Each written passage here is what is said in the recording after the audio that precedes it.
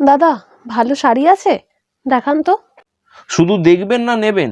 নিলে তবেই দেখাবো, নাহলে শুধু শুধু দেখাতে পারবো না। না না নেবো, আপনি দেখান না। আপনি ওই অরেঞ্জ কালারের শাড়িটা একটু দেখান।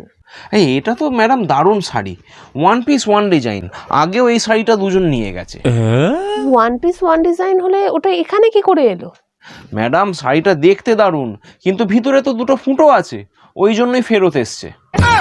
না না আপনি অন্য একটা দেখান, ওই ওই গ্রিনটা দেখান, ওটা আবার কোনো ফুটো টুটো নয় তো? না না, ফুটো টুটো কিচ্ছু নেই, এটা চেক করা আছে। আরে এই তো গত মাসে আমার শালির বিয়েতে আমার বউ পড়েছিল। ই বাবা, আপনি পোড়া শাড়ি বিক্রি করছেন তো? আচ্ছা ওই জাম কালারটা একটু দেখান তো, ওটা ঠিকঠাক তো? আর এটা একদম ফ্রেশ শাড়ি, নিয়ে যান। ঠিক আছে তাহলে এটাই দিন, কিন্তু দামটা ঠিকঠাক করে নেবেন। হ্যাঁ হ্যাঁ, দাম টাম সব ঠিকঠাক করেই নেব। আপনি আর কি বুঝবেন, ক টাকায় কিনে আর ক টাকায় বিক্রি করছি, আপনি আর কি বুঝবেন। কত দাম এটার?